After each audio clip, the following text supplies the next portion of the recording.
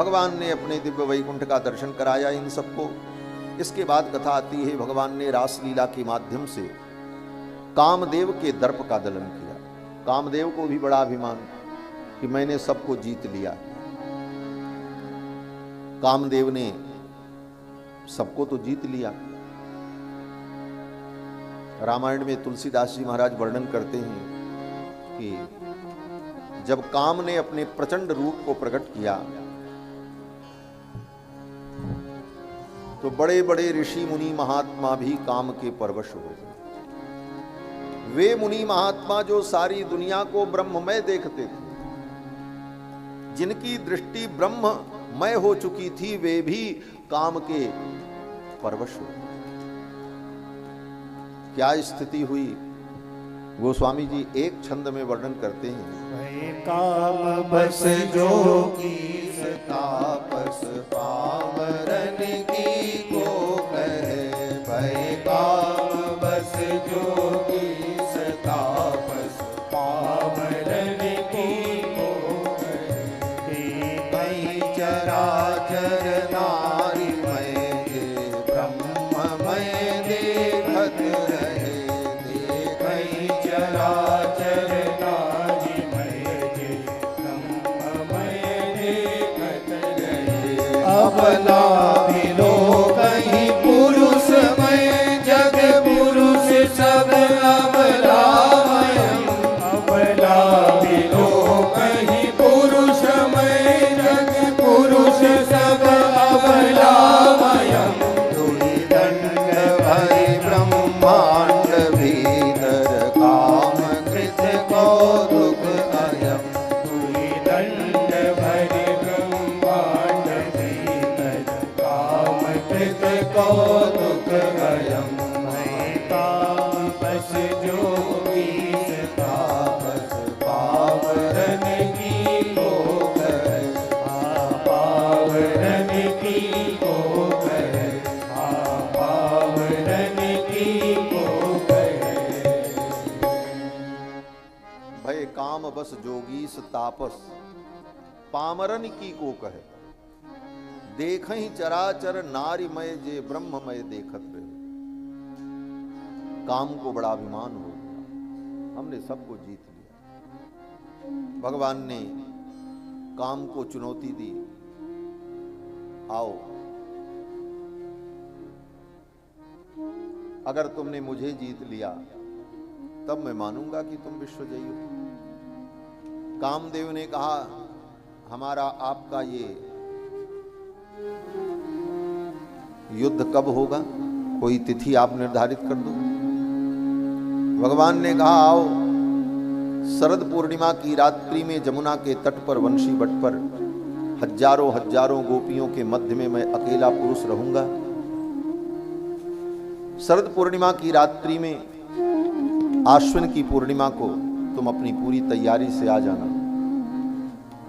भगवान ने तिथि निर्धारित कर दी और जब शरद पूर्णिमा की वो रात्रि आई, भगवान ने अपनी योग माया को आदेश दिया, इस लीला के लिए उपकरण उपस्थित करो।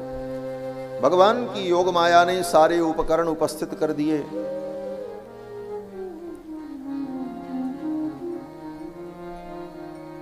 भगवान पिता रात्रि ही शरदोत्फुल्ल मल्लिका वीक्षरंतुम मनश्चक्रे योग माया मुपाश्रित।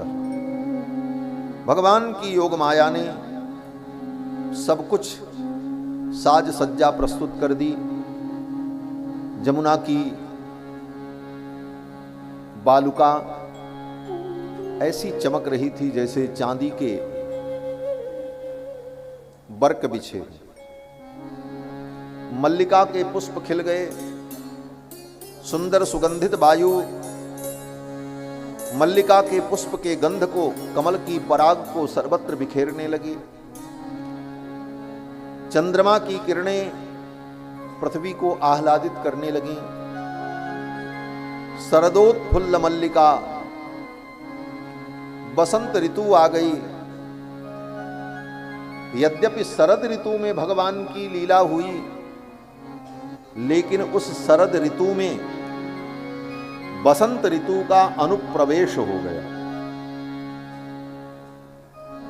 और ऐसा मधुमय पवित्र वातावरण उपस्थित हुआ और भगवान ने गोपियों का आवाहन किया, अपने अधर पर बंशी रखी और सुंदर स्वर लहरी प्रकट किया।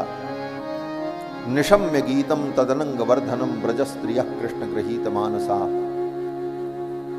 छोड़ा और चल पड़े। घर वालों को समझ में नहीं आया कि अचानक ये जा कहां रही, क्योंकि बंशी की ध्वनि तो केवल गोपी को सुनाई पड़ी और तो किसी को सुनी नहीं।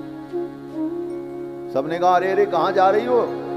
और रात्रि के 12 बजे गोपियों ने कहा जाने दो, मुझे मत रोको।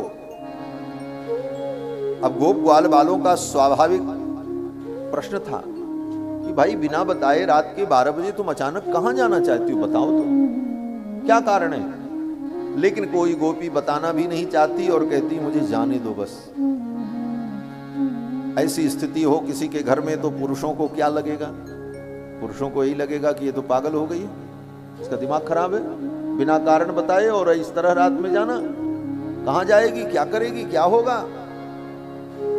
पहले तो समझाने का प्रयत्न किया, जब गोपियां नहीं समझी, क्योंकि न निवर्तन्त मोहिताः, सुखदेव जी के ताप में उनके जन्म जन्म के जो बचे खुचे पाप थे वो सब नष्ट हो गए। और फिर ध्यान प्राप्ताच्युता से स निर्वृत्या क्षीण मंगला, जब वो ध्यान करने लगी कृष्ण का अपने अपने घर में, तो ध्यान में उनको इतना आनंद मिला, आनंद के समुद्र में वो मानो डूबने लगी।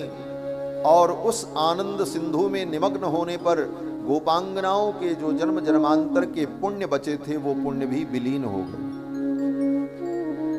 गोपियों का पाप पुण्य दोनों निवृत्त हो गया। सुखदेव जी कहते हैं राजन, तमेव परमात्मानं जार बुद्ध्यापि संगता जहुर गुणमयम देहम सद्यः प्रक्षीण बंधना। गोपियों के पाप और पुण्य दोनों प्रकार के कर्म, ये दोनों कर्म है, पाप भी कर्म है, पुण्य भी कर्म है, और ये दोनों बंधन के कारण है। जब वेदांत में विचार करते हैं तो पाप पुण्य दोनों को बंधन का कारण माना जाता है।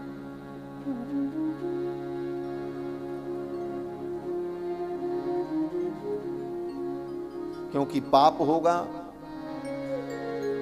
तो पाप के द्वारा हमें हीन शरीर प्राप्त होगा और उस हीन शरीर से हम पाप कर्म के फल को भोगेंगे। पुण्य होगा तो उत्तम शरीर मिलेगा, तो उस शरीर से हम पुण्य कर्म को भोगेंगे। दोनों स्थिति में शरीर का बंधन होगा, क्योंकि कर्म बंधन का कारण है। कर्म से ही शरीर प्राप्त होता है। इसीलिए वेदांत में कहा जाता है यत यत शरीरम तत्तत् कर्मजन्यम, यत यत शरीरत्वम तत्तत् कर्मजन्यत्वम। जहां जहां शरीर है वहां कर्मजन्यत्व है, कर्म से ही शरीर उत्पन्न होता है। सबके कर्म भिन्न है, इसलिए सबके शरीर भिन्न है, और सबके शरीर की स्थिति भी भिन्न भिन्न है। कोई मोटा है, कोई दुबला है, कोई पतला है, कोई बीमार है, कोई स्वस्थ है, कोई अच्छा है, कोई बुरा है। और केवल मनुष्य में ही नहीं, 84 लाख योनियों में ये जो भेद है शरीर का, यह कर्मों का ही भेद है। चाहे जितना लोग कह लें सब बराबर, कभी बराबर नहीं हो सकता। ये भेद ही सृष्टि का मूल है। और वो भेद क्यों है? बोले कर्मों के कारण भेद है। सबके कर्म भिन्न हैं, इसलिए कर्मों के अनुसार शरीर भिन्न है। उन शरीर से जो सुख दुख हम भोगते हैं वो भी भिन्न है। उनका दुख अलग है, उनका दुख अलग है, उनका सुख अलग है, उनका सुख अलग है। तो ये जो कुछ संसार में दिख रहा है भेद, ये सब कर्मों का परिणाम है। कल चर्चा आई थी, कर्म अदृष्ट है, वो कर्म दिखता नहीं, लेकिन कर्म का फल दिखता है। और मीमांसक कर्म को ही सर्वस्व मानते हैं। कर्म से ही ये संपूर्ण सृष्टि विविध रूपों में दिखाई पड़ गई। तो गोपियों का जो कर्म बंधन था वो समाप्त हो गया। पाप पुण्य दोनों कर्म खत्म हो गए। जब दोनों कर्म समाप्त हो गए तो शरीर बंधन भी समाप्त हो गया। परिणाम क्या हुआ? बोले गोपियों का शरीर उनके घर में रखा रह गया और आत्म रूप से गोपियां रास मंडल में पहुंच गई। ये रहस्य है। राजा परीक्षित ने यहां पर प्रश्न किया सुखदेव जी से कि कृष्णम विदुहु परम कांत नतु ब्रह्मतया मुनि। हे मुनिवर, गोपियों ने कृष्ण को भगवान नहीं समझा, अपना प्रियतम केवल समझा। फिर उन गोपियों को ऐसी दिव्यता कैसे प्राप्त हो गई कि वो पाप पुण्य से मुक्त होकर, देह बंधन से मुक्त होकर आत्म स्वरूप से रास मंडल में पहुंच गई? वो तो भगवान को भगवान समझती ही नहीं थी, वो तो भगवान को अपना प्रियतम समझती थी। और प्रियतम कौन कहे? राजा परीक्षित कहते हैं जार बुद्ध्यापि संगता।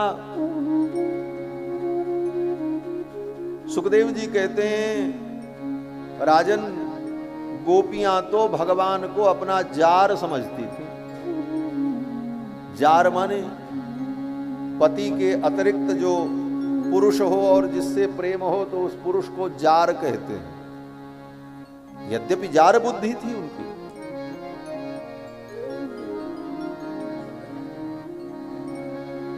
बोले महाराज, भगवान को जार समझा तो क्या ये पाप नहीं था? बोले भगवान से किसी भी प्रकार से जीव जुड़े तो जीव का कल्याण हो जाता है।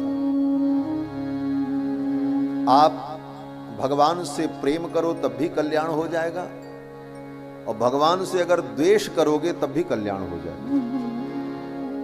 रावण ने द्वेष किया, उसका कल्याण हुआ कि नहीं हुआ? और सच्ची बात तो यह है कि भगवान से चाहे आप भगवान जान करके जुड़ो और भगवान को भगवान न समझ करके भी भगवान से जुड़ो, भगवान का चिंतन करो, उनका ध्यान करो, तब भी वही फल प्राप्त होगा। क्यों? बोले जैसे आग में आप आग समझ करके हाथ डालो तब भी हाथ जल जाएगा, और धोखे से भी आपका हाथ अग्नि में पड़ जाए तब भी जल जाएगा। क्यों? बोले अग्नि का काम है जला देना।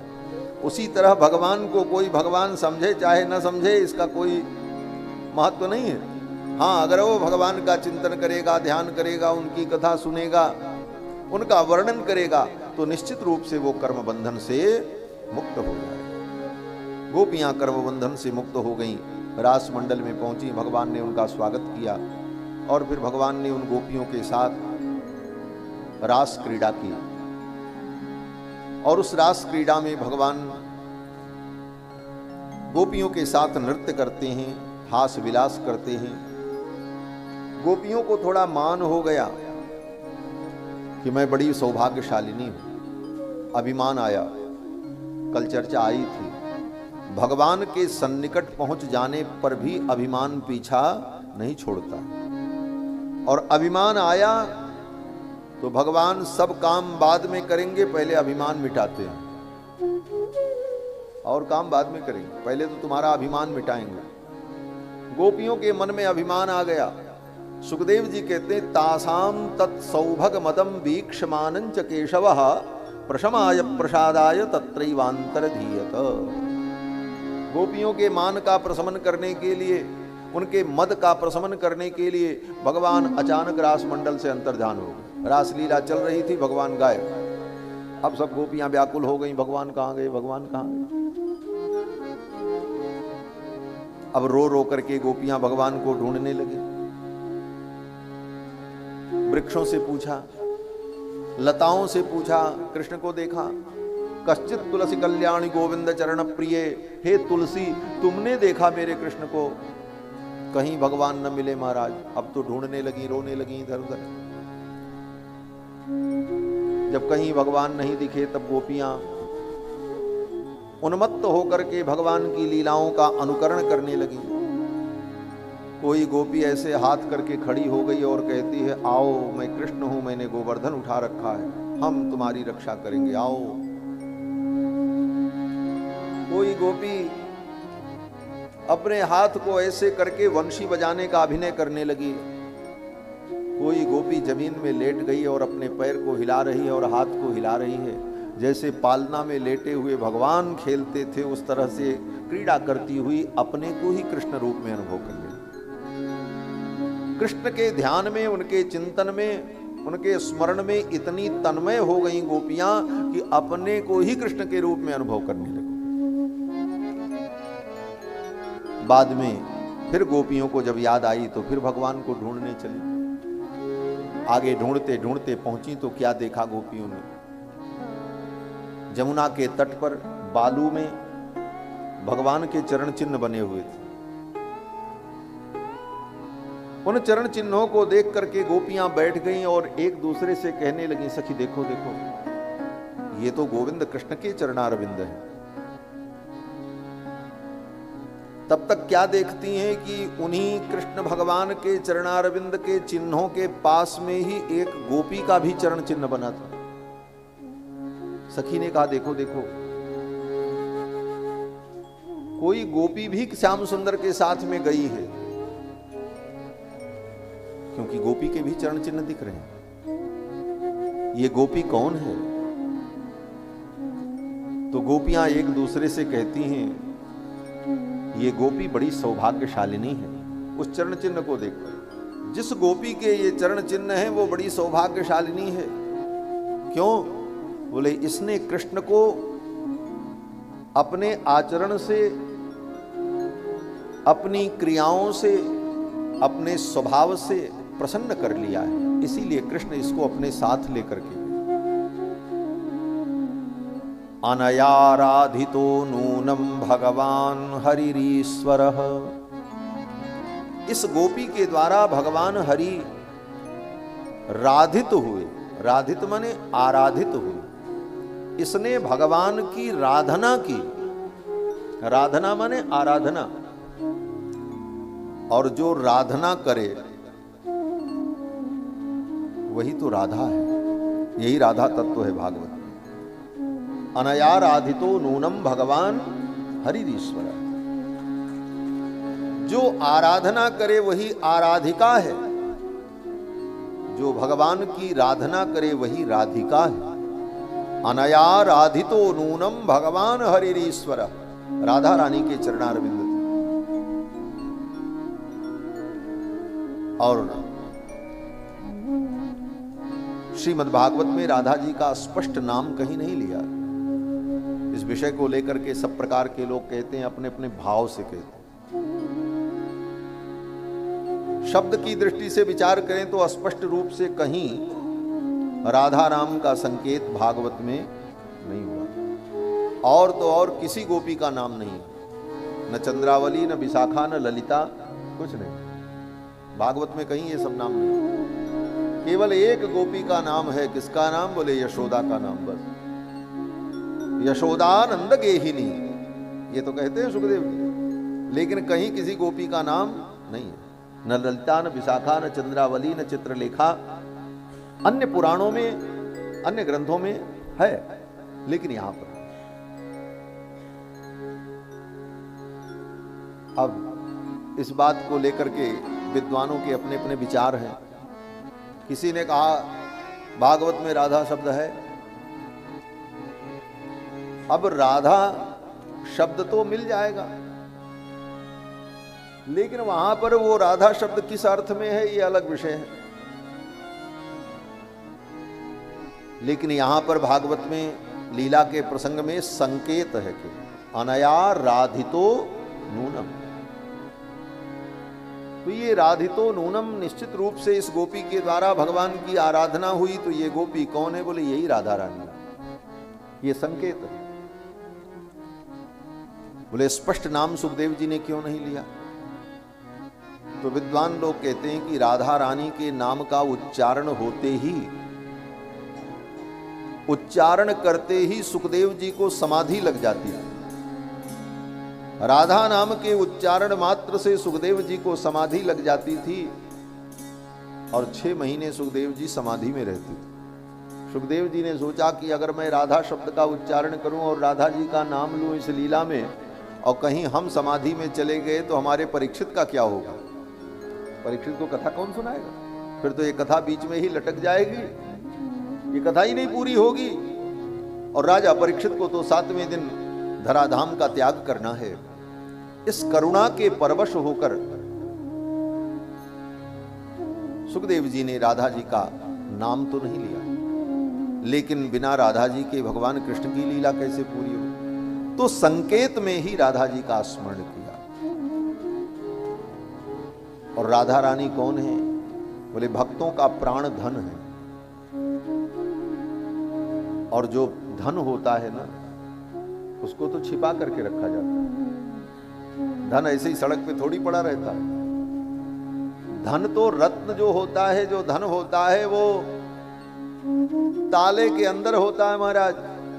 हाँ, तिजोरी, घर के अंदर अत्यंत गोपनीय कक्ष, उस कक्ष के अंदर तिजोरी, तिजोरी के अंदर भी ताला। अब इतना खोले ताला तब जो है वो रत्न दिखे। तो भागवत के इस महामणि मंडप में, दशम स्कंद के उस सुरक्षित कक्ष में और रास लीला के पंचाध्यायी के क्रम में तिजोरी के अंदर राधा तत्व को मानो सुखदेव जी ने बंद कर रखा है। क्योंकि ये परम धन है। जो अधिकारी होगा वही इस चाबी को खोल पाएगा, जो उस रहस्य को जानेगा, और वही देखेगा, अनुभव करेगा और उस तत्व को पाएगा। इन्हीं सारे भावों का स्मरण करते हुए भक्तों ने कीर्तन किया, हमारो धन राधा श्री राधा श्री राधा। हमारो धन राधा श्री राधा श्री राधा, हमारो धन राधा श्री राधा श्री राधा, हमारो धन राधा श्री राधा श्री राधा, हमारो धन राधा श्री राधा श्री राधा। परम धन राधा राधा राधा राधा राधा, परम धन राधा राधा राधा। और विश्व की रक्षा के लिए आपने यदुकुल में अवतार लिया। आप केवल गोपिका नंदन, नंद नंदन, यशोदा नंदन ही नहीं हैं, आप तो आत्माओं की भी आत्मा हैं। आप अपने शरणागत के पाप को नष्ट कर देते हैं, प्रणत देहिनाम पाप कर्षणम। और फणिफणार्पितम ते पदाम्बुजम, काली नाग के फण पर जिन चरणों को आपने पधराया, कृणकुचे सुनः क्रंदे हृच्छयम, आप अपने उन्हीं चरणों को हमारी छाती पर रखो। गोपियां ये कामना करती हैं, कृष्ण के वो चरण जो काली नाग के फण पर विराजमान हुए, वे चरण मेरे हृदय में विराजमान। क्यों? मानो गोपियां कहती, श्याम सुंदर आपने काली नाग के फण पर जब अपने चरण को रखा तो काली नाग उल्टी करने लगा, बमन करने लगा। क्या बमन करने लगा? बोले खून की उल्टी होने लगी। रक्तई मुखम मुखई उर्वमन नृपभग्न गात्रः। सुखदेव जी कहते हैं, हे राजन, जब काली नाग के फण पर भगवान ने अपने चरण को रखा, तच्चित्र तांडव विरुग्न फणात पत्रो रक्तम मुखैरुर्वमन नृपभग्न गात्रः। उसने बमन किया। किसका बमन? बोले खून निकला और रक्त के साथ साथ उसका विष भी बाहर हो गया। गोपियां कहती हैं, ऐसी ही लीला आप मेरे साथ करो, अपने चरण को मेरी छाती पर रखो। उसका परिणाम ये होगा कि मेरे अंदर जो रक्त है वो निकल जाए। रक्त माने राग। जब हम कहीं रक्त हो जाते हैं, हमारे अंदर रक्त होता है, तो हम उस राग में, रक्त में बंध जाते हैं, अनुरक्त हो जाते हैं। और वो रक्त निकल जाए तो हम विरक्त हो जाते हैं। विगतो रक्तः विरक्ता, उसी को कहते हैं वैराग्य। गोपियों ने कहा, जो हमारे हृदय में रक्त है, राग है। रक्त कहाँ होता है? बोले रक्त संबंध में ही व्यक्ति रक्त होता है। ये मेरा बेटा, ये मेरी बेटी, ये मेरा परिवार, जहां जहां रक्त संबंध होगा वहां वहां वो रक्त होगा। लेकिन वो रक्त छूट जाए, वही विरक्त हो जाता है, वही वैराग्य। गोपियों ने कहा हमारा जो राग है उस राग को मिटा दो, रक्त को मिटा दो। आप चरण रखोगे तो वो रक्त निकल जाएगा। और काली नाग के फण पर भगवान ने चरण को रखा तो रक्त तो निकला ही, साथ में विष भी निकल गया काली नाग। गोपियां कहती हमारे अंदर भी विष है। बोले विष क्या है? बोले संसार का जो विषय है यही विष है। रूप रस गंध स्पर्श शब्द ये जो विषय भोग है यही विष है। इस विषय को आप हमारे हृदय से विष को निकाल दो। गोपियों ने कहा हम तो आपकी दासी हैं।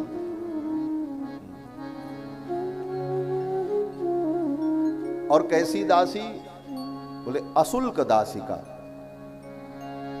हम आपसे प्रेम करती हैं, आपके लिए हमने अपना जीवन समर्पित कर दिया, इसके बदले में हमारा कोई स्वार्थ नहीं। ये अशुल्क दासिका का मतलब निस्वार्थ प्रेम नहीं। बहुत दासी बनने को दुनिया में तैयार होती है, लेकिन उसके बदले में उनको शुल्क चाहिए। गोपियां कहती हैं अशुल्क दासिका, हमको कोई शुल्क नहीं चाहिए, हमको कोई अपेक्षा नहीं है आपसे, बस इतना है कि बस आपके चरणों की मैं दासी बनी रहूं। अशुल्क दासिका ये श्रृंगार रस प्रधान भक्ति है गोपियों की। भगवान की उपासना 5 रसों में होती है।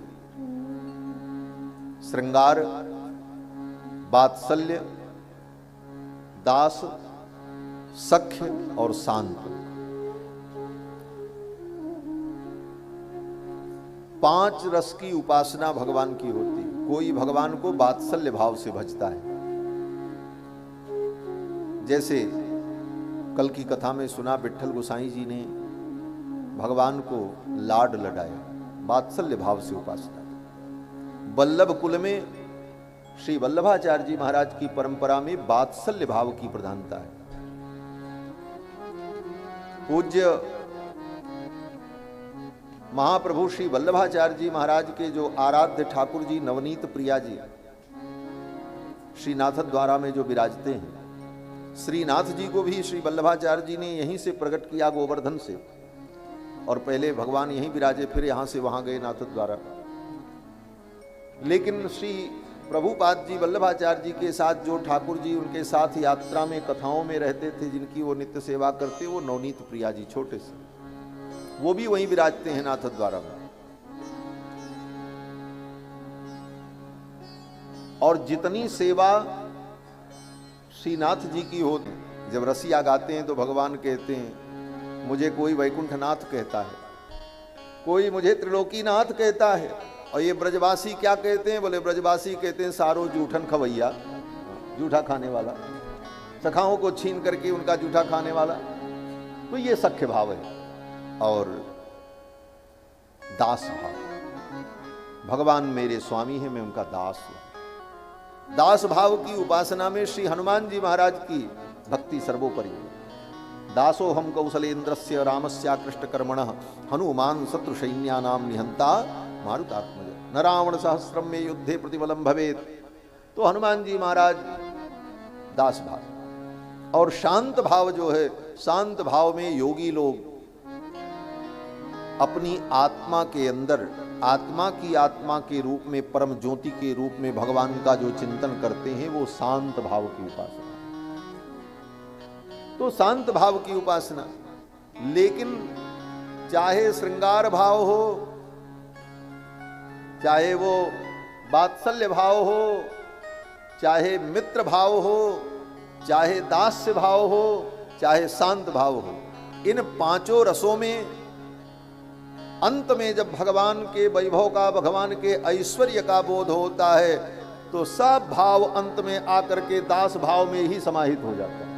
इसीलिए दास भाव को सर्वोत्तम भाव भी कहा जाता है। इसीलिए दास भक्ति, भक्त अपने को दास ही मानता है। तो भले किसी रूप की उपासना हो, लेकिन नाम पूछो तो क्या है? बोले रामदास, गोविंद दास, गोपाल दास, दास ही हैं। क्यों? बोले भगवान के ऐश्वर्य का ज्ञान होते ही वो दास भाव आ जाता है। इसीलिए गोपियां भले श्रृंगार रस में भगवान का अनुभव करती हैं, लेकिन भगवान के ऐश्वर्य का जब चिंतन करती हैं तो कहती हैं अशुल्क दासिका, मैं दासी हूं, अशुल्क दासिका। अर्जुन भगवान को अपना सखा समझते हैं, लेकिन जब भगवान ने अपने विराट रूप को दिखाया तब अर्जुन ने कहा महाराज हम तो आपके दास हैं, हमने तो बहुत बड़ी गलती कर दी। सखेत मत्वा प्रसभम यदुक्तम, हे कृष्ण हे यादव हे सखेती, आपको हमने सखा समझ करके आपके साथ कितने दुर्व्यवहार भी कर डाले, कभी कभी आपसे हमने प्रतिस्पर्धा भी की, आपके समकक्ष हम भी आसन पर बैठ गए, हमें नहीं करना चाहिए था, लेकिन हमने सखा समझ करके ये सब किया, ये कहने लगे। तो सख्य भाव में भी ऐश्वर्य का बोध होने पर अंत में दास भाव ही आकर के टिकता है। सुग्रीव भी भगवान के सखा हैं, लेकिन कहते क्या हैं कि अब प्रभु कृपा करो, यही भांति सब तज भजन करो दिन रात। तो दास भाव, इसीलिए हमारे आचार्यों ने दास भाव को विशेष महत्व दिया, क्योंकि वेद भी कहता है दास भूता सत सर्वे ह्यात्मन परमात्मन, सभी जीव भगवान के दास हैं। वयम ब्रह्म दासा, वेद कहता है कि वयम ब्रह्म दासा, हम सब उस परमात्मा के दास हैं। तो गोपियां भी कहती हैं यहां पर अशुल्क दासिका, हम आपकी दासी हैं, आप हमें दर्शन दो। आज रुक्मिणी विवाह तक कथा करनी है क्या? है? कहां तक पहुंचेंगे पता नहीं, जल्दी जल्दी सुना देते हैं 10 मिनट में सब। विस्तार करने में यही होता, बहुत बातें आ जाती हैं तो फिर। श्री सीता रामचंद्र भगवान की जय। गोपियों ने बहुत सुंदर गीत गाया, इसका नाम गोपी गीत है। और फिर भगवान गोपियों के इस प्रेम को देखकर, उनके रुदन को देखकर भगवान प्रकट हो गए। रुरुदुः सुस्वरम राजन कृष्ण दर्शन लालसा, कृष्ण दर्शन की लालसा से गोपियों ने जब रो करके भगवान को पुकारा तो भगवान उन्हीं गोपियों के मध्य में प्रकट हो गए। तासामाविर्भूच्छौरिस्मयमान मुखाम्बुजः पीताम्बरधर स्रग्वी साक्षान् मन्मथ मन्मथ। करोड़ों करोड़ों कामदेव के दर्प का दलन कर देने वाले, कोटि कोटि कंदर्प दर्प दलन पटियान महतो महियान सर्वतो न्यायान भगवान उन गोपियों के मध्य में प्रकट हो गए। फिर तो गोपियों ने जब देखा तो चारों तरफ से भगवान को घेर लिया, कहीं फिर न भाग जाएं। हाँ, बड़े मुश्किल से तो मिले, इतना ढूंढने के बाद, इतना रोने धोने के बाद।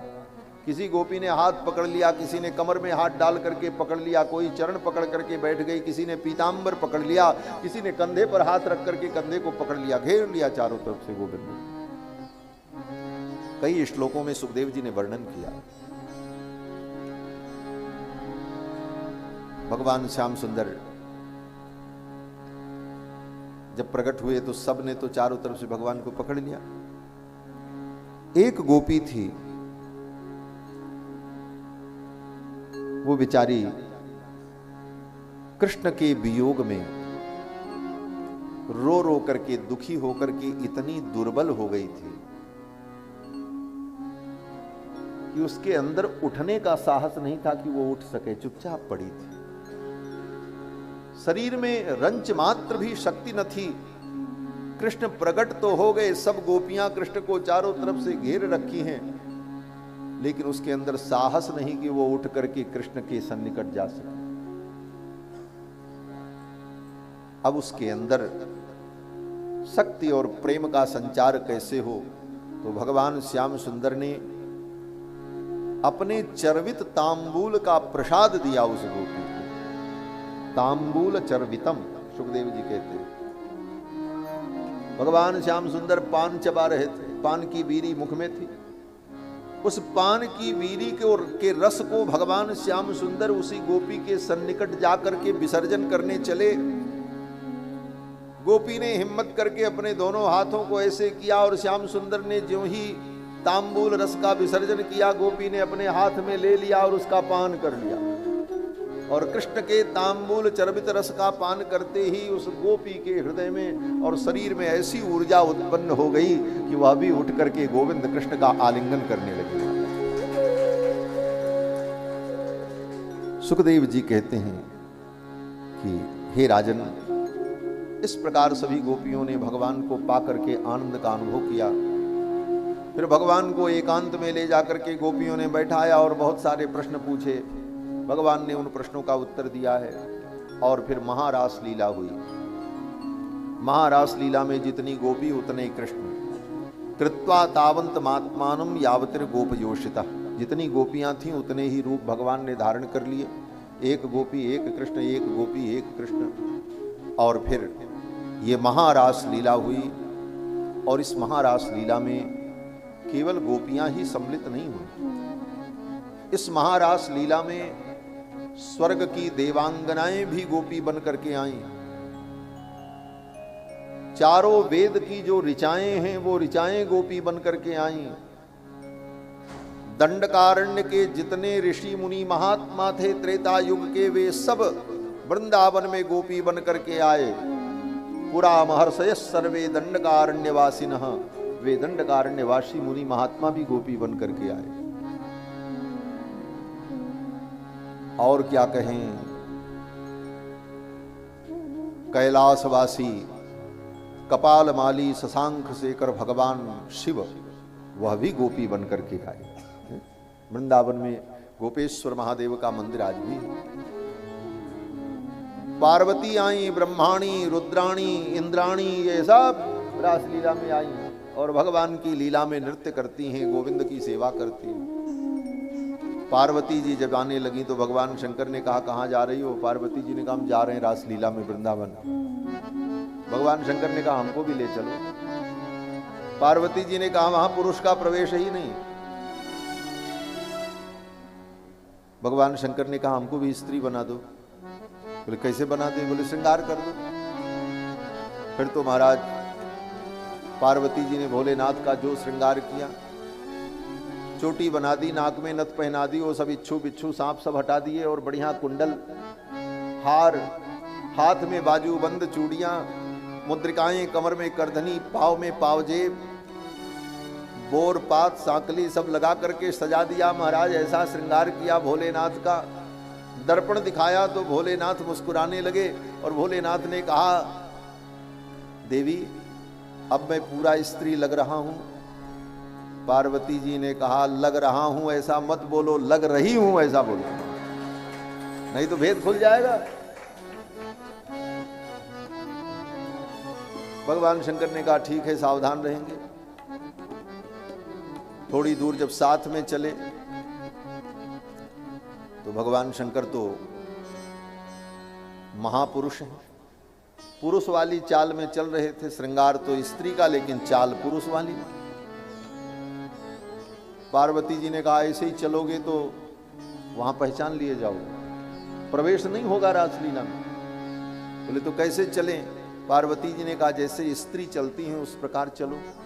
बोले सिखा दो। फिर तो पार्वती जी आगे चलती हैं और चल करके उनको सिखाती हैं। बोले ऐसे चलो, लचकते हुए मटकते हुए। नारी की जो चाल है, फिर तो भगवान शंकर वो सीख रहे हैं और सीख करके सज धज करके चलने लगे। थोड़ी दूर चलते हुए भगवान शंकर ने कहा अब मेरी चाल स्त्रियों जैसी हो गई, अब हम स्त्री जैसे चल रहे हैं। पार्वती जी ने कहा फिर गड़बड़ हुआ। बोले अब क्या गड़बड़ हुआ? बोले चल रहे हैं नहीं, चल रही हूं ऐसा बोलो। भगवान शंकर ने कहा ये तो बड़ा गड़बड़ है, ये धोखा हो सकता है। बोले तो वहां धोखा हो जाएगा तो सब लीला बिगड़ जाएगी। बोले तो क्या करें? पार्वती जी ने कहा एक काम करो, आप मौन हो जाओ, बोलो ही मत। भगवान शंकर ने कहा अगर किसी ने वहां पूछा, किसी गोपी ने कि तुम कौन हो, कहां से आई हो, नाम गांव कुछ पूछ लिया तो? पार्वती जी ने कहा कुछ मत बोलना, इशारा कर देना, मैं बता दूंगी कि ये गूंगी सखी है, इसको बोलना नहीं आता, और फिर मुझे जो समझाना है वो मैं समझा दूंगी। भगवान शंकर ने कहा चलो बहुत अच्छी बात है। फिर तो भगवान शंकर सज करके तैयार हो गए और पार्वती जी के साथ रास मंडल में आए, लीला में आए। और जब भगवान ने नृत्य किया तो उस लीला में, नृत्य में इतने भाव विभोर हो गए कि भगवान शंकर भूल गए कि हम गोपी बने हुए महाराज। ऐसा नृत्य करने लगे, तांडव नृत्य, कूदने लगे महाराज जोर जोर से। भाव विभोर हो गए। और जब जोर जोर से कूदने लगे तो सिर की साड़ी उधर सरक गई, कान का कुंडल उधर जाकर के गिरा, नाक की नथ उधर जाकर। पूतना को भेजा, आज तक नहीं आई। पूतना का पता लगाने के लिए भेजा जो है सकटासुर को, तो वो भी लौट के नहीं आया। तृणावर्त को भेजा, जाओ देखो भाई पूतना कहाँ है, सकटासुर कहाँ है, कोई अपडेट नहीं मिल रहा है, कितना काम हुआ कितना नहीं हुआ। जो गया वो लौट के ही नहीं आया। कहां सब चले जा रहे हैं। नारद जी ने कहा कि जितनों को तुमने भेजा सबको तुम्हारे शत्रु ने, उस कृष्ण ने मारा। बोले कौन है मेरा शत्रु। नारद जी ने कहा नंद बाबा के घर में जो बालक कृष्ण है वही तुम्हारा शत्रु है, वही देवकी की 8वीं संतान है। रहस्य खोल दिया नारद जी ने, जाकर के बता दिया कंस को। कंस ने कहा देवकी की 8वीं संतान तो कन्या थी। नारद जी ने कहा तुम पागल हो, तुमको पता नहीं है। रातों रात वसुदेव जी ने अपने पुत्र को ले जाकर के अपने मित्र के घर, नंद बाबा के घर पहुंचा दिया और वहां से कन्या लेकर के आए। और तुम्हारे सिपाही सैनिक गुप्तचर ये कुछ न कर सके। धिक्कार है तुम्हारे तंत्र को और तुम्हारे आदमियों को, तुम तो फोकट में मारे जाओ। आप तो कंस पागल हो गया। ऐसा पानी पर चढ़ाया महाराज नारद जी ने। नारद जी ने कहा तुम मारे जाओगे। नारद जी ने जब इस प्रकार कहा तो कंस ने कहा गुरुदेव मैं क्या करूं, आप ही कोई उपाय बताओ। नारद जी ने कहा यही उपाय है कि अब किसी को मत भेजो, जिसको भेजोगे वो लौट करके नहीं आएगा। अब कृष्ण को यहीं बुला लो और यहां कोई धार्मिक आयोजन करके कृष्ण बलराम को यहीं बुलाओ और यहां तुम्हारे चारों तरफ आदमी हैं, कोई षड्यंत्र करके उनको मार देना। कंस ने कहा ठीक है। उसी समय केसी नाम का एक असुर था, उसने कहा कि एक मौका मुझे दीजिए, मैं जा रहा हूं और कृष्ण को मार के आता हूं। कंस ने कहा ठीक है जाओ। केसी आया घोड़े का रूप धारण करके, मुंह खोल करके भगवान को काटने के लिए दौड़ा। भगवान ने उसके मुख में अपना हाथ डाल दिया और हाथ को इतना बढ़ाया कि महाराज उसकी श्वास अवरुद्ध हो गई और उसका पेट फट गया, मर गया। जैसे पकी हुई ककड़ी बीच से फट जाती है करकटिका, उसी प्रकार से उसका पेट फट गया और वो मर गया। केसी जब मर गया तो नारद जी भगवान के पास आ गए।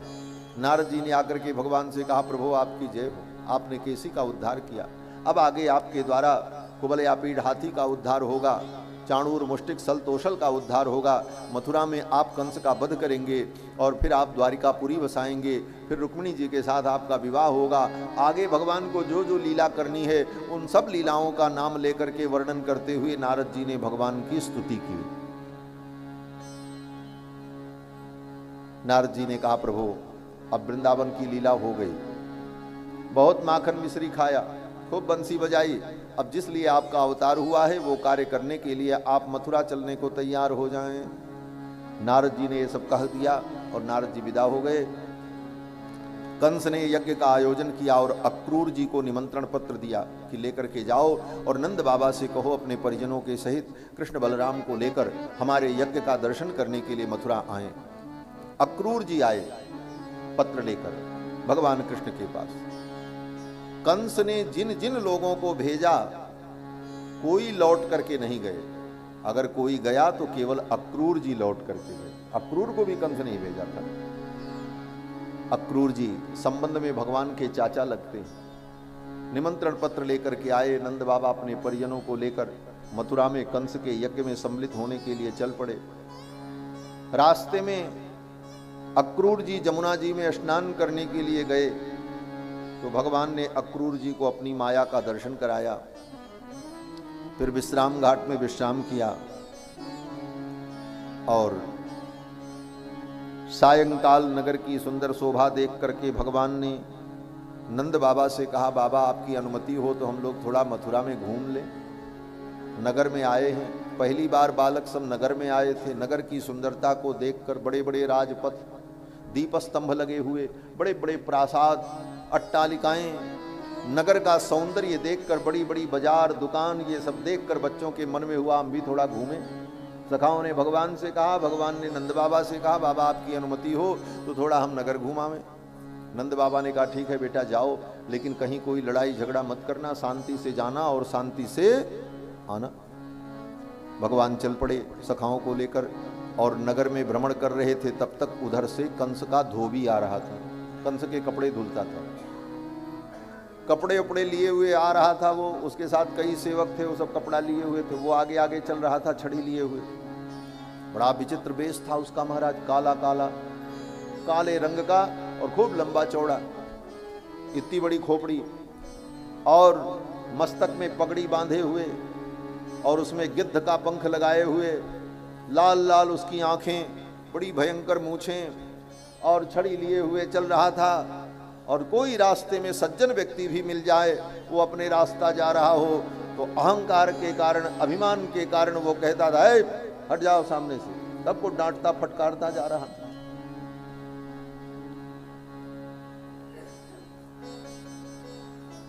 फिर तो भगवान जब उधर से आए तो भगवान को ये अच्छा नहीं लगा, ये तो बड़ा धृष्ट है, सबका अनादर कर रहा है, सबको अपशब्द बोल रहा है। भगवान ने कहा तो इसको दंड देना पड़ेगा। आकर के भगवान उसके सामने खड़े हो गए। उसने देखा और कहा है हट जा मेरे सामने से। भगवान ने कहा तुम ही हट जाओ,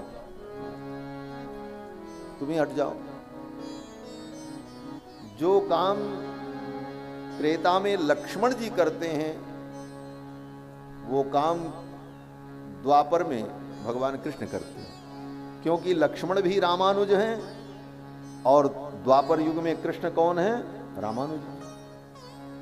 वहां जब मिथिला में परशुराम जी ने कहा, लक्ष्मण जी घूर घूर करके देख रहे थे परशुराम जी को, राम जी तो बड़े सीधे साधे शांत शब्दों में जवाब दे रहे थे, तो परशुराम जी का थोड़ा क्रोध ठंडा हो रहा था।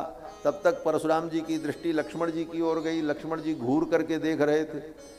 फिर तो परशुराम जी को और क्रोध आया। परशुराम जी ने राम जी से कहा ये तुम्हारा भाई तो बड़ा पापी है महाराज,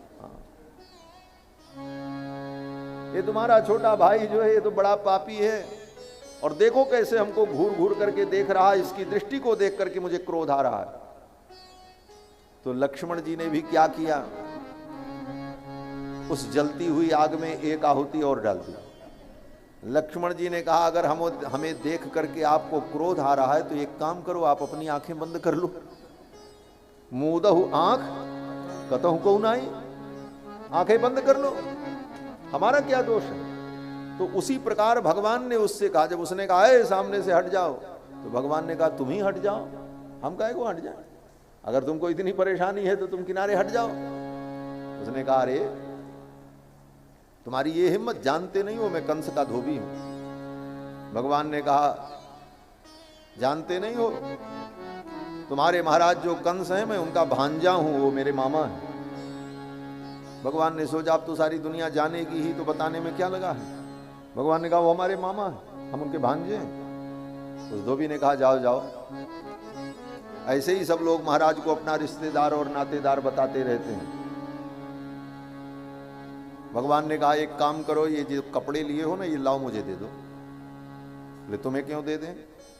भगवान ने कहा ये कपड़े दे दो मुझे। उस धोबी ने कहा तुम्हारे जैसे जंगल के लोग, गंवार लोग, जाहिल लोग ऐसे कपड़े नहीं पहनते, ऐसे कपड़े तो राजे महाराजे पहनते हैं। ईदृशान्येव वासांसी नित्यम गिरि वने चराह। इतना सुनते ही भगवान को क्रोध आया और भगवान ने एक थप्पड़ मारी तड़ाक से कनपटे, मस्तक कट करके उसका अलग हो गया, मर गया वो धोबी उसी समय। उन कपड़ों को भगवान ने ले लिया, सखाओं ने ले लिया, लेकिन वो कपड़े जो थे सब बहुत बड़े बड़े थे, कंस के वस्त्र। मथुरा में उसी समय भगवान का एक भक्त था दर्जी, कपड़े सिलता था, पूरे परिवार के सहित आया और उसने काट करके उन कपड़ों को सखाओं के अनुकूल बना दिया। भगवान कृष्ण बलराम के अनुकूल बना दिया। उन वस्त्रों को धारण कर लिया भगवान ने, सखाओं ने धारण किया। जो कपड़ा पहले से पहने थे उन्हीं कपड़ों के ऊपर से पहन लिया। ये नहीं किया कि अपने कपड़े उतार दें, उन्हीं कपड़ों के ऊपर से उसको भी पहन लिया।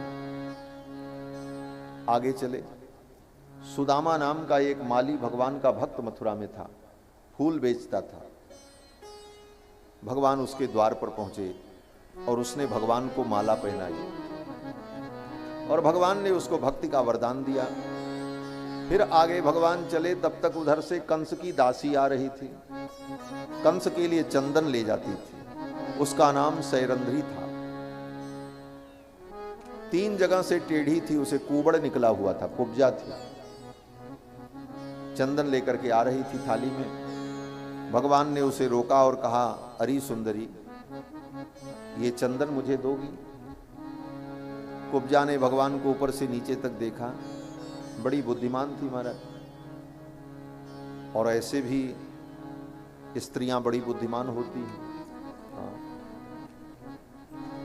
लिखा है कि पुरुष से 4 गुना ज्यादा बुद्धि स्त्री को होती है। बुद्धिर चापी चतुर्गुणा, बड़ी चतुर थी महाराज। उसने सोचा कि देखो, जिसने इनका विरोध किया उन सबको इसने मार दिया। अगर मैं भी विरोध करूंगी तो मैं भी मारी जाऊंगी। इससे अच्छा है इनका विरोध करना ठीक नहीं, ये जो कहें वही मान लेने में भलाई। यही चतुर महाबलौ पुंडरीक विशालाक्षौ चीर कृष्णा जिनांबरौ। जिसने मेरा नाक कान काटा है वो तरुण है, जवान है। ठाकुर जी की जवानी उसके हृदय में बस गई थी महाराज। वो कहती है वो बड़े जवान हैं, युवा हैं, रूप संपन्नौ, बड़े सुंदर हैं, सुकुमारौ, बड़े सुकुमार हैं, महाबलौ, बड़े विशाल बलशाली हैं, पुंडरीक विशालाक्षौ, उनके आंख बड़े सुंदर हैं, आंखें उनकी बड़ी सुंदर हैं। इस प्रकार भगवान का वर्णन किया। और सच में भगवान इतने सुंदर तो है ही हैं। वो भाई आया खरदूषण, शूर्पणखा ने दूर से दिखाया, यही है जिसने हमारा नाक कान काटा था। बड़े ताव में धनुष बाण लेकर के आया था खरदूषण। दोनों भाई आए थे, आज ही चल करके अभी उसको मार देंगे। लेकिन भगवान के सामने पहुंचने के बाद भगवान को देख करके खरदूषण के हृदय का भाव बदल गया हमारे। खरदूषण ने अपने मंत्री से कहा, एक काम करो, जाओ जाकर के इनसे कह दो कि चुपचाप अपनी पत्नी को यहां छोड़ दें और जंगल छोड़ करके चले जाएं, हम इनको मारेंगे नहीं। क्यों नहीं मारेंगे भाई, तुम मारने के लिए आए थे तो मारो, लड़ाई करो। खरदूषण ने कहा, यद्यपि इन्होंने मेरी बहन का नाक कान काटा है, लेकिन इतने सुंदर हैं कि इनको मारने का मन नहीं करता है, कैसे मारे? यही खरदूषण ने कहा।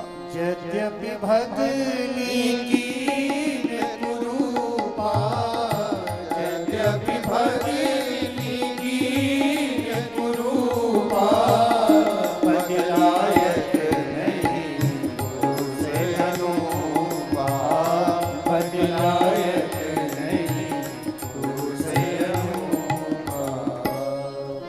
खरदूषण ने कहा, यद्यपि भगनी कीन कुरूपा, बद लायक नहीं पुरुष अनुपा। तो शूर्पणखा बड़े भाव से आई थी, लेकिन भगवान ने उसका नाक कान काट लिया। शूर्पणखा का गोपियों ने बड़ी श्रद्धा से स्मरण किया है भागवत में, ये भी जान लो। गोपियों ने शूर्पणखा का बड़े भाव से स्मरण किया है भागवत में। कहां पर स्मरण किया है?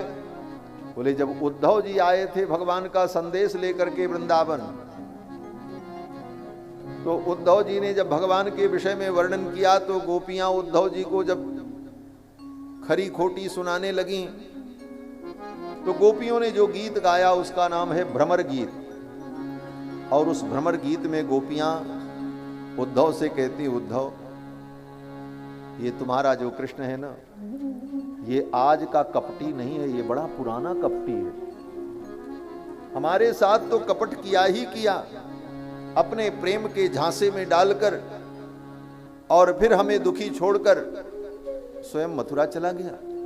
और मथुरा की नगर की नागरियों को पाकर, नगर की उन बधूटियों को पाकर के हम ग्राम्याओं को, गांव की गंवारन को कृष्ण भूल गए। गोपियों ने आरोप लगाया। गोपियां कहती वो तो बड़ा कपटी है महाराज, वो आज का कपटी नहीं है, उसके कई जन्म का वृत्तांत मैं जानती हूं। हाँ। गोपियों ने कहा राजा बलि को देखो, बलि की कितनी श्रद्धा थी, अपने गुरु की बात नहीं मानी और इनका स्वागत किया। और इन्होंने क्या किया? बोले 3 पग पृथ्वी के नाम पे राजा बलि का सब कुछ छीन लिया। ये कपट नहीं था? दिखाने के दांत अलग और खाने के दांत अलग। दिखाते समय इतने बड़े पांव थे और नापते समय पांव इतने बड़े कर लिए। इतना बड़ा धोखा किया। और तो और त्रेता युग में जब इसने रामावतार लिया था, गोपियां कहती उद्धव स्त्री अकृत विरूपाम, उस बिचारी शूर्पणखा को कुरूप बना दिया। कितने भाव से आई थी, इनके स्वरूप को देखकर मुग्ध हो गई थी तो उसका नाक कान काट लिया। ये तो बड़े कपटी है। तो बड़ी श्रद्धा से गोपियों ने शूर्पणखा का स्मरण किया है भागवत। इसीलिए कृष्णावतार में भगवान सबको स्वीकार करते, बोले आओ। ये कुब्जा आई 3 जगह से टेढ़ी थी।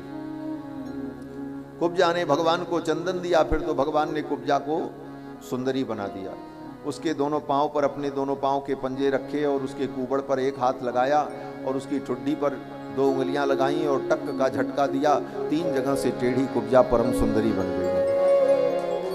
ऋज्वी कर्तुम मनश्चक्रे दर्शयन दर्शने फलम, अपने दर्शन का फल प्रदान किया, कुब्जा को परम सुंदरी बना दिया।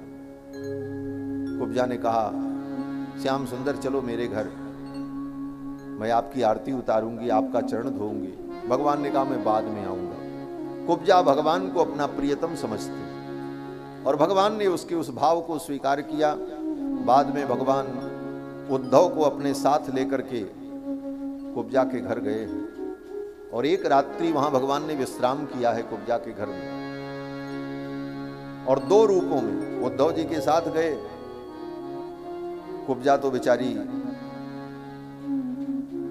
भगवान को देखकर प्रसन्न भी हुई और चिंतित भी हो गई।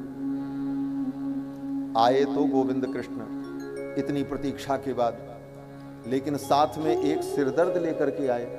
किसको? बोले उद्धव को, जिससे हमारा प्रेम हो, हमारे और उसके बीच में कोई ना हो, तब भाव प्रकट होते हैं। 2 प्रेमियों के बीच में कोई भी व्यवधान सह्य नहीं होता।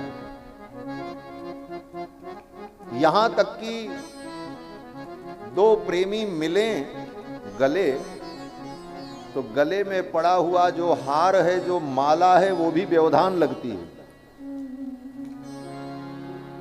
श्री रामावतार में राम जी जब किशोरी जी के वियोग में रोते हैं तो कहते हैं कि हारो नारोपितो कंठे त्वया बिस्ले सभी ऋणा। राम जी कहते हैं सीते, जब मैं तुम्हारा आलिंगन करता हूं तो ये हार का व्यवधान भी सहन नहीं होता। हारो नारोपितो कंठे त्वया बिस्ले सभी ऋणा। लेकिन आज विधि का विधान देखो, हमारे तुम्हारे बीच में एक हार का व्यवधान भी स्वीकार्य नहीं, लेकिन आज विधान क्या बना है, विधि ने क्या लीला की है। हमारे और तुम्हारे बीच में ये समुद्र, ये पर्वत, इतनी दूरियां, ये कह करके राम जी ने विलाप किया।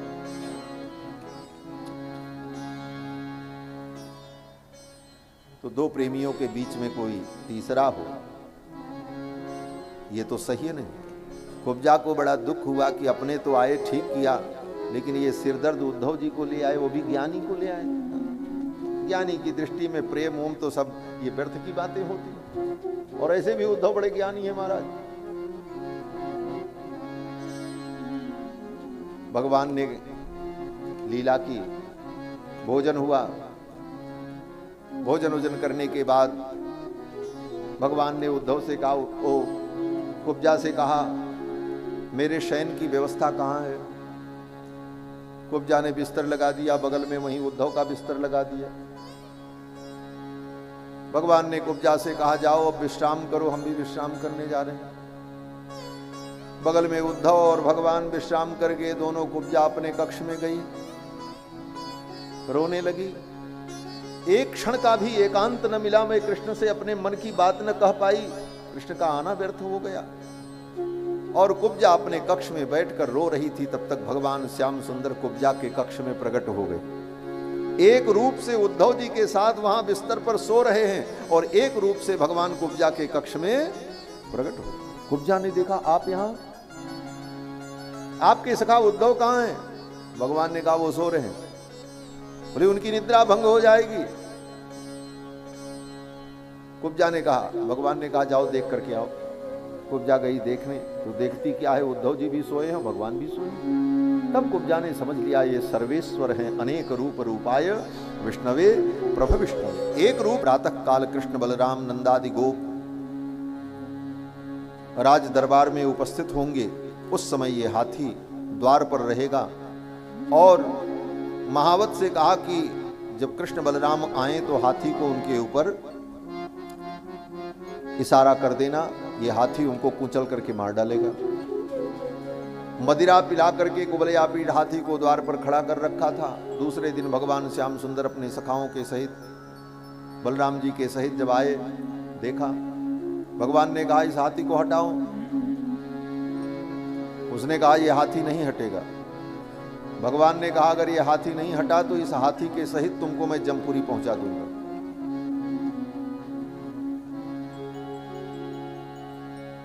अब तो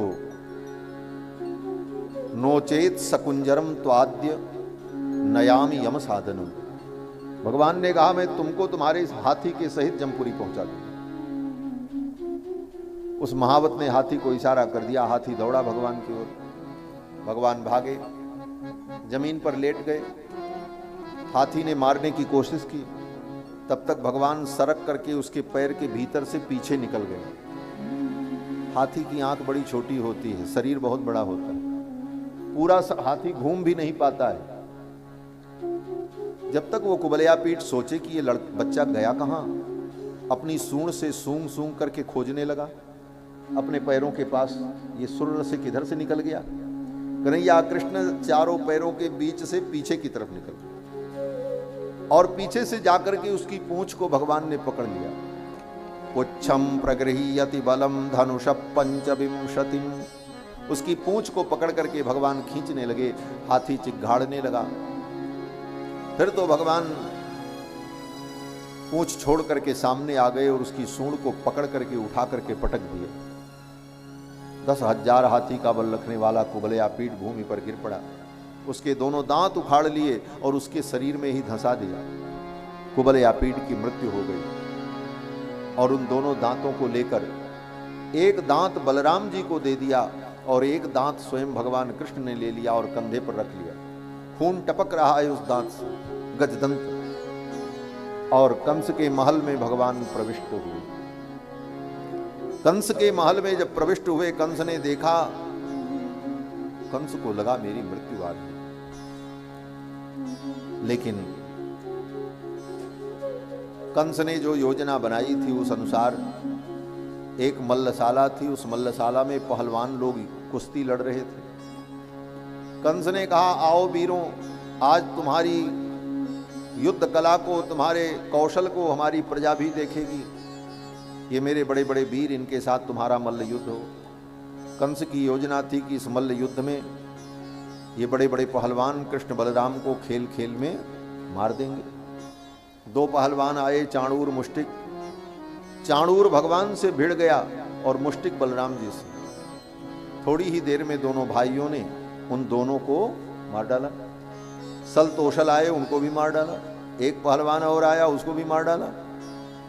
ये बड़े बड़े वीर जब मर गए तो कंस देखता रहा और कंस चिल्लाने लगा, मारो मारो, पकड़ लो इनको, जाने मत देना, ये मेरे शत्रु। इस नंद को भी बंदी बना लो जिसने मेरे शत्रु को आश्रय दिया।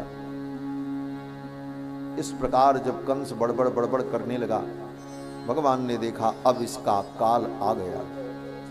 भगवान दौड़ पड़े और जाकर के उस मंच पर चढ़ गए जहां पर कंस बैठा था। एक थप्पड़ मारी, मुकुट जाकर के उधर गिरा। कंस के केस को पकड़ा और उठा करके भगवान ने उसी अखाड़े में फेंक दिया। अखाड़े में जब फेंका, नीचे जो अखाड़ा बना था मल्लशाला थी। कंस उठ करके भागता, तब तक भगवान ने छलांग लगाई कंस की छाती पर और इतनी जोर से भगवान कंस की छाती पर कूदे कि इतने में ही कंस का राम नाम सत्य हो मर गया। बकबक मामा करत, मामा जी बकबक बकबक कर रहे थे, मारो मारो इनको, जाने मत देना, ये मेरे शत्रु हैं। बकबक मामा करत तुरत हरि उछरे ऊपर, और लीनी चोटी पकड़ धम्म ते कूदे नटवर। मामा नीचे गिरो भांजो ऊपर आयो, और प्रभुतन परसत तुरत परम पद मामा पायो।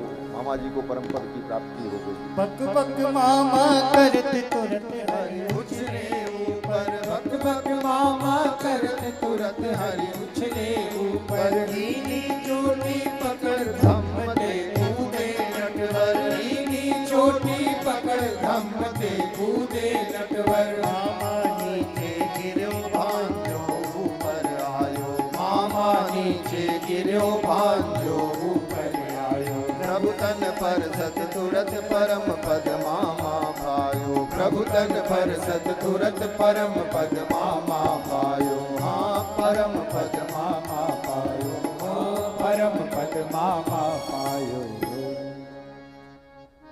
कंस तो मर गया, उसके भाई आए, भगवान ने उन सबको मार दिया।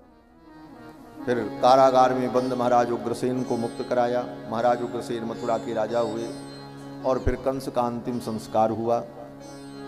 कृष्ण और बलराम दोनों भाइयों ने अपने मामा जी की अर्थी में कंधा लगाया, और मामा जी को ससम्मान, राजकीय सम्मान से, राजा था ना भाई, तो राजकीय सम्मान से कंस को लेकर के घाट तक भगवान गए, और भगवान के निर्देश में ही कंस का अंतिम संस्कार संपन्न हुआ। और फिर भगवान अब मथुरा में रहने लगे। अपने परिजनों को, गोप ग्वाल बालों को, नंद बाबा को, सबको समझा करके, सांत्वना दे करके भगवान ने विदा कर दिया। भगवान जब मथुरा में रहते हैं तो फिर इनका यज्ञोपवीत संस्कार हुआ। गुरुकुल में पढ़ने गए, अभी तक यज्ञोपवीत नहीं हुआ था, अब यज्ञोपवीत हुआ। गुरुकुल में पढ़ने गए, सांदीपनी मुनि के आश्रम में उज्जैनपुरी, और 64 दिनों में 64 कलाओं को सीख लिया, समस्त विद्याएं प्राप्त कर ली। गुरु गृह गए पढ़न यदुराई, जो रघुराई हैं वही तो यदुराई हैं, कोई अंतर नहीं है। गुरु गृह गए पढ़न यदुराई, अल्पकाल विद्या सब आई। पढ़ करके जब लौटने लगे तो गुरु जी को बड़ी अद्भुत दक्षिणा दी। गुरु जी के मरे हुए पुत्र को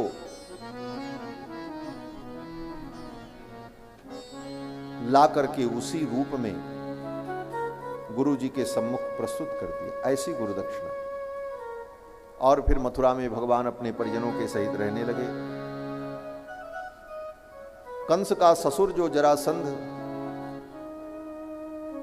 गिरिब्रज का राजा था, जब उसे पता चला कि मेरी बेटियों को विधवा बनाने वाला कृष्ण है, तो बदला लेने के लिए जरासंध ने मथुरा पर आक्रमण किया। 17 बार आक्रमण किया मथुरा पर जरासंध। हर बार भगवान उसकी सेना को मार देते, उसे छोड़ देते। अंतिम बार उसने जब आक्रमण की तैयारी की, उसी समय नारद जी ने म्लेच्छराज काल यवन को प्रेरित किया, बोले तुम भी आक्रमण करो। उसका भी भगवान विनाश करना चाहते थे, नारद जी ने वैसी लीला की। 3 अक्षौहिणी सेना लेकर के काल यवन और 23 अक्षौहिणी सेना लेकर के जरासंध मथुरा पे आक्रमण के लिए चल पड़ा।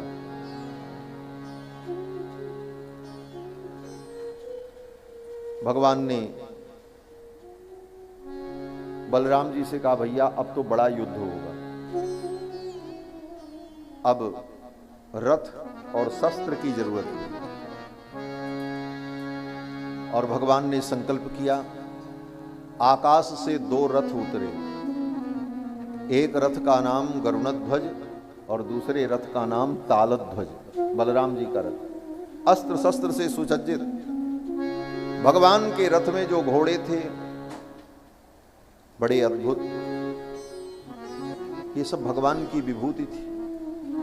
भगवान के रथ के जो घोड़े हैं, शैव्य, वलाहक, मेघपुष्प, सुग्रीव, ये 4 घोड़े, इनके 4 नाम हैं। सारथी भगवान का दारुक, अस्त्र शस्त्र से सुसज्जित वो रथ आया। कृष्ण बलराम दोनों भाई अपने अपने रथ पर बैठे और युद्ध किया।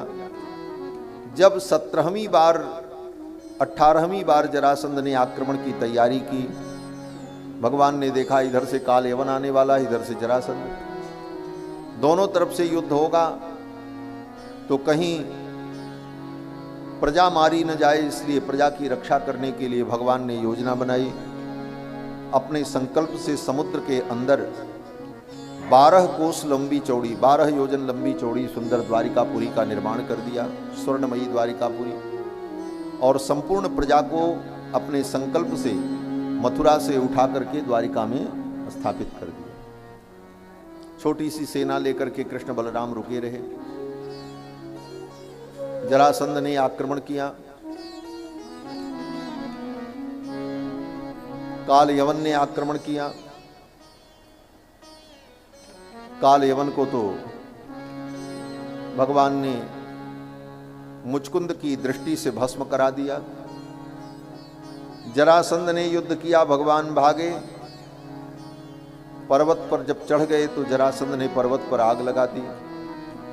वहां से भी भगवान निकलकर द्वारिका चले गए। जरासंध को लगा कि कृष्ण जल करके मर गया होगा, लेकिन भगवान वहां से उछलकर द्वारिका पहुंच गए, कृष्ण बलराम। और मथुरा की संपूर्ण प्रजा भी द्वारिका पहुंच चुकी थी। अब भगवान की द्वारिका लीला होती है, और द्वारिका लीला में सर्वप्रथम भगवान की विवाह लीला होती है। पहले बलराम जी का विवाह हुआ। आनर्त देश के राजा महाराज रैवत की बेटी रेवती से श्री बलराम जी का विवाह हुआ। महाराज रैवत ने ब्रह्मा जी से जाकर के पूछा, मेरी बेटी के लिए वर आपने कौन सा बनाया है? ब्रह्मा जी ने बताया, द्वारिकापुरी में जो वसुदेव जी हैं उनके ज्येष्ठ पुत्र संकर्षण के साथ आप अपनी बेटी का विवाह कर दो। फिर तो महाराज रैवत ने अपनी कन्या का दान किया और रेवती जी के साथ श्री बलराम जी का विवाह संपन्न हुआ। बोलो श्री रेवती रमण भगवान की जय। और फिर भगवान का विवाह होता है। भगवान श्याम सुंदर कृष्णचंद्र का प्रथम विवाह रुक्मिणी जी के साथ हुआ। ये रुक्मिणी जी कृष्णावतार में साक्षात महालक्ष्मी हैं। राघवत्वे भवत सीता रुक्मिणी कृष्ण जन्मनि। विदर्भ देश में कुंडिनपुर में महाराज भीष्मक की बेटी बनकर के प्रकट हुई। महाराष्ट्र में एक जनपद है अमरावती। अमरावती के पास में कुंडिनपुर है, जहां पर रुक्मिणी जी का जन्म हुआ। महाराज भीष्मक के कुल में उनकी बेटी बनकर के आई। नारद जी महाराज भीष्मक के यहाँ आते थे तो भगवान कृष्ण की महिमा सुनाते। कृष्ण की महिमा सुनकर के रुक्मिणी ने भगवान को पति रूप में चाहा, लेकिन रुक्मिणी का भाई रुक्मी वो भगवान से द्वेष करता था। उसने विचार किया कि मैं अपनी बेटी का विवाह, अपनी बहन का विवाह अपने मित्र शिशुपाल के साथ करूं, और परिवार से विरोध करके, पिता से, माता से और बहन से सबसे विरोध करते हुए उसने बलपूर्वक अपने मित्र शिशुपाल के साथ अपनी बहन के विवाह की घोषणा कर दी। तैयारी शुरू हो गई, मंडप बन गया। शिशुपाल बारात सजा करके आ गया। उसके सहयोगी राजा भी उसके सहयोग में आए, क्योंकि सबको पता था कि रुक्मिणी कृष्ण को चाहती हैं। कहीं कृष्ण आ गए और कृष्ण ने रुक्मिणी का हरण कर लिया।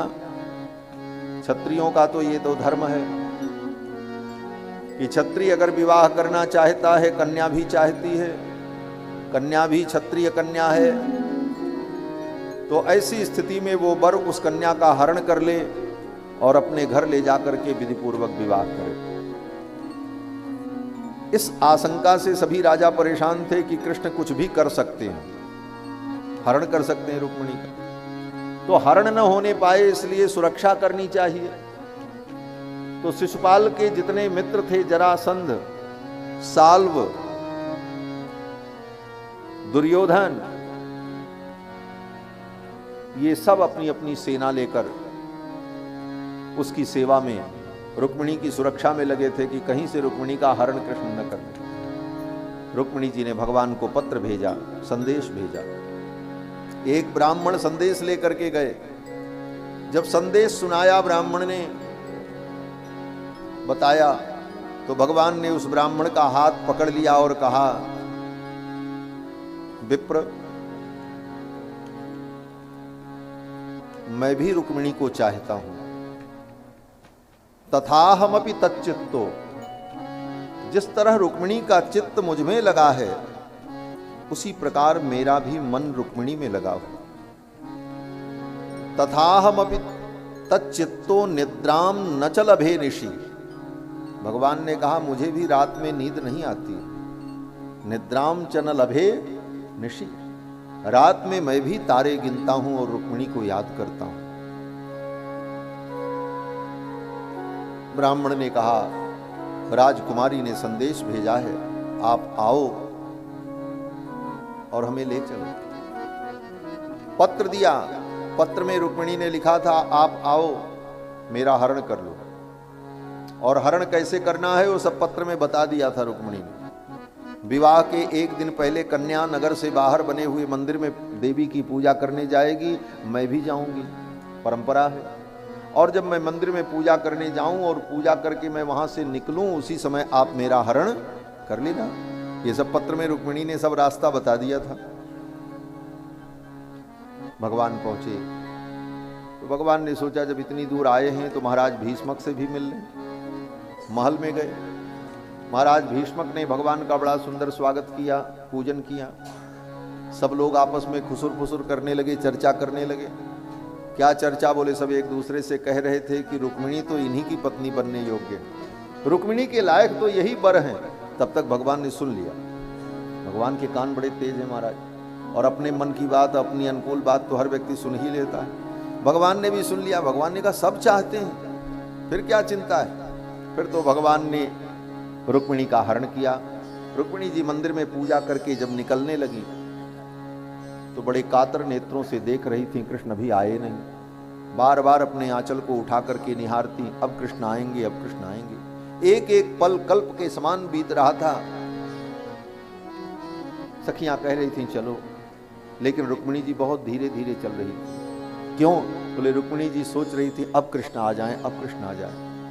अगर मैं जल्दी जल्दी चलूंगी तो ये सखियां मुझे रथ में बैठाएंगी और महल में लेकर के चली जाएंगी। इसलिए जानबूझ करके धीरे धीरे चलती, कभी इधर देखती, कभी उधर देखती, कभी रुक जाती। सखियां कहती चलो ना, पूजा हो गई, अब तो महल में चलना है। लेकिन रुक्मिणी जी बार बार कोई न कोई बहाना करके धीरे धीरे चल रही थी। तब तक भगवान अपने गरुड़ ध्वज रथ पर बैठ करके तड़तड़ करते हुए पहुंच गए। आकर के रथ मंदिर की सीढ़ियों के पास रुका। रुक्मिणी ने देखा, तन्वः प्राणमिवागतम, मानो शरीर के अंदर प्राण का संचार हो गया गोविंद को देखते ही। और रुक्मिणी जी सीढ़ियों से उतर करके नीचे ज्यों ही पहुंची, और सीढ़ियों से उतर करके रथ के सन्निकट जब तक पहुंचती तब तक भगवान रथ से उतरे और उतर करके ऐसे दोनों हाथ लगाया रुक्मिणी जी के शरीर पर और गोद में उठा लिया रुक्मिणी जी को, और उठा करके रथ में रख लिया, बैठा लिया। रथ में बैठाया रुक्मिणी जी को ले, और फिर भगवान रथ ले करके चल पड़े। अब तो हल्ला मचा, रुक्मिणी का हरण हो गया, रुक्मिणी का हरण हो गया। शिशुपाल जनवासे में बैठा था, मंगल गीत गाया जा रहा था, हल्दी उल्दी लग रही थी उसको, हल्दी उल्दी लग रही थी उसको, और वो सज उज रहा था कि अब ब्याह में जाना मंडप में। तब तक तो सूचना मिली कि होने वाली पत्नी का हरण हो गया। दुल्हन लई गए लक्ष्य निवासा, नृप समाज सब भयऊ निराशा। अब तो जब दुल्हन का हरण हो गया तो शिशुपाल को जब ये बात पता चली तो शिशुपाल तो रोने लगा। इतनी बड़ी बेइज्जती, मेरी होने वाली पत्नी का कृष्ण ने हरण कर लिया, अब तो मैं मर जाऊंगा, मैं कहां जाऊं, क्या करूं। शिशुपाल तो बड़ा रोया महाराज। लोग उसे समझा रहे थे लेकिन वो माने नहीं। बोले मैं क्या मुंह दिखाऊंगा, दुनिया मुझे क्या कहेगी, इतना बड़ा मेरा अपमान हुआ, मेरी होने वाली पत्नी का कृष्ण ने हरण कर लिया। तो जरासंध समझाने आया। जरासंध ने आकर के कहा मत रो, धैर्य रखो। शिशुपाल ने कहा क्या धैर्य रखूं, मेरी होने वाली पत्नी का कृष्ण ने हरण कर लिया, मैं कहां मुंह दिखाऊंगा। तो जरासंध ने कहा मुझे देखो, मुझे देख करके तुम संतोष करो। बोले क्या संतोष करें। जरासंध ने कहा मथुरा में 17 बार पटक पटक करके मारा है कृष्ण ने मुझे, लेकिन फिर भी जिंदा हूं। मुझसे ज्यादा तुम्हारा अपमान हुआ है। 17 बार जरासंध को मारा है भगवान ने मथुरा में। जरासंध ने कहा इतना अपमान होने के बाद भी मैं जिंदा हूं, तुम्हारा क्या बिगड़ा है, तुम्हारी तो होने वाली पत्नी का केवल हरण हुआ है, अभी तो तुम्हारी दुर्दशा बाकी है। मानो जरासंध कहना चाहता है कि तुम्हारी तो दुर्दशा अभी बाकी है, संतोष करो। फिर तो शिशुपाल रोध होकर के शांत हो गया। रुक्मिणी जी का भाई रुक्मिणी को छुड़ाने गया, भगवान से युद्ध हुआ। भगवान ने उसके सिर के बाल मोड़ दिए, तलवार निकाल करके मारने जा रहे थे, तब तक बलराम जी आ गए। बलराम जी ने कृष्ण भगवान को समझाया, बोले ऐसा मत करो, रिश्तेदारों के साथ ऐसा व्यवहार नहीं किया जाता है, बड़े भैया हैं। ऐसी कोई परिस्थिति आती है तो बलराम जी अपनी भूमिका निभाते हैं। बलराम जी ने देखा कुछ भी हो, अब तो ये रिश्तेदार है, और बलराम जी ने भगवान कृष्ण को थोड़ी मीठी डांट लगाई। बोले कृष्ण ऐसा नहीं करना चाहिए, ये हमारे रिश्तेदार हैं, संबंधियों के साथ ये व्यवहार उचित नहीं। और शिशुपाल उससे रुक्मी से बलराम जी ने कहा रुक्मी तुम दुखी मत होना, क्या करोगे, हम लोग क्षत्रिय हैं और क्षत्रियों का यही धर्म है। क्षत्रियों के जीवन में तो लड़ाई और युद्ध और मान अपमान ये सब होता रहता है, इसलिए क्षत्रिय इन बातों का ध्यान नहीं देते। ये सब कह करके उसको समझाया, रुक्मी को, और भगवान को समझाया तुमको ऐसा नहीं करना चाहिए कृष्ण। और ये भगवान की लीला। बाद में वही बलराम जी ने उस रुक्मी को मारा है। उस समय तो बलराम जी ने बचाया और बाद में बलराम जी ने ही उसको मारा है। भगवान कृष्ण के पौत्र के विवाह में जनवासे में सब लोग बैठे थे, रुक्मी भी बैठा था, खेल चल रहा था, और उस खेल में बलराम जी जो हैं, बलराम जी को अक्ष क्रीड़ा नहीं आती है, अक्ष क्रीड़ा में थोड़े कमजोर हैं बलराम जी। तो अक्ष क्रीड़ा चल रही थी, बलराम जी हार गए। बलराम जी जब बाजी हार गए तो जीतने वाले उत्साह में ताली बजाने लगे। खेल में यही होता है, एक पक्ष उदास होता है और एक पक्ष उत्साह मनाता है। तो दूसरे पक्ष वाले उत्साह मनाने लगे, ताली बजाने लगे। बलराम जी को गुस्सा आ गया, एक तो हम हारे हैं, ऊपर से हमारी हंसी कर रहे हैं। वो सामने बैठा था रुक्मी के ऐसे सिर को अपने हल से फंसाया और खींच करके एक मूसल मारा, वहीं विवाह में ही, जनवासे में ही उसका वध कर दिया बलराम। कृष्णावतार में बड़ी विचित्र लीला है। कोई ऐसा विवाह नहीं जिस विवाह में 2-4 व्यक्ति की खोपड़ी न फूटे। ऐसा विवाह केवल भागवत में मिलेगा आपको। कृष्ण भगवान का विवाह हो तो, उनके बेटों का विवाह हो तो, उनके पौत्रों का विवाह हो तो, सब विवाह में कहीं किसी की खोपड़ी फूट रही है, किसी की टांग टूट रही है। और यहां तो पौत्र के विवाह में जनवासे में ही समधि की हत्या ही हो गई, मार डाला। बलराम जी ने हत्या कर दी, वध कर दी। कृष्ण भगवान के सब विवाह सब ऐसे ही हैं महाराज। अब तो रुक्मिणी जी को लेकर के आ गए, कहां, द्वारिकापुरी। फिर तो द्वारिकापुरी को भक्तों ने खूब सुंदर दुल्हन के समान सजा दिया और मंगल गीत गाए गए, सुंदर मंडप का निर्माण हुआ और बड़े धूमधाम से भगवान गोविंद कृष्ण का रुक्मिणी के साथ विवाह संपन्न होता है। बोलो श्री रुक्मिणी कृष्ण भगवान की जय।